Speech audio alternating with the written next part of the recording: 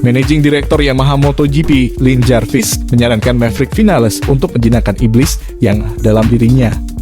Solusinya hanya dimiliki pembalap Aprilia itu sendiri. Saya kira Maverick lebih rumit daripada Quartararo. Dia punya bakat asli sama seperti Fabio, tapi sulit menjadi pembalap reguler.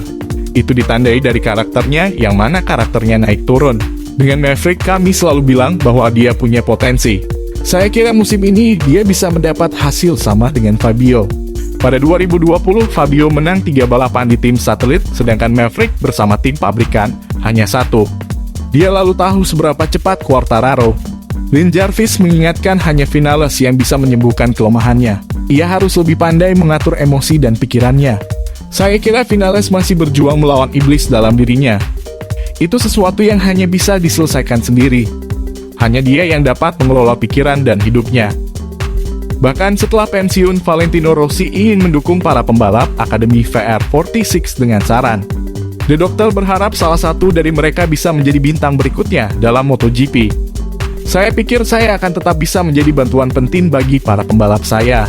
Saya pasti akan datang ke beberapa balapan.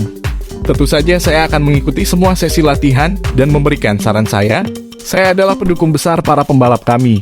Rasanya luar biasa ketika mereka bisa tampil dengan baik. Dan saya pikir saya bisa memberikan bantuan dengan pengalaman saya. Lantas, siapa dari pembalap jebolan VR46 yang menurutnya bisa menjadi bintang besar MotoGP di masa depan? Saya berharap salah satu dari 4 pembalap ini. Saya percaya Bagnaia dan Franco Morbidelli bisa bertarung memperebutkan gelar juara dunia tahun depan. Saya harap salah satu dari mereka akan menjadi superstar baru MotoGP. Juara dunia MotoGP 2007 dan 2011. Casey Stoner angkat bicara soal insiden mengerikan yang belakangan terjadi di ajang junior dan merenggut nyawa 3 rider muda sepanjang 2021. Rider muda butuh bantuan lebih besar dari race direction. Harus ada keputusan yang lebih jelas dan tegas soal cara berkendara dan hal-hal sejenis. Pasalnya, tadinya tak ada masalah macam ini selama bertahun-tahun dan kini malah ada celah. Menurut Stoner, biang keladi dari fenomena ini adalah fakta bahwa kebanyakan trek MotoGP tak lagi pakai area run-off berupa rumput. Dalam 8 tahun terakhir, rumput memang diganti aspal yang sekadar dicat hijau. Hingga para rider merasa lebih percaya diri dalam menyerang tanpa khawatir rivalnya celaka. Tak ada lagi yang namanya tepi trek. Ini terus-terusan terjadi dan trek hanya dibatasi cat hijau. Ini tak menyelesaikan masalah. Kini para rider tak lagi takut.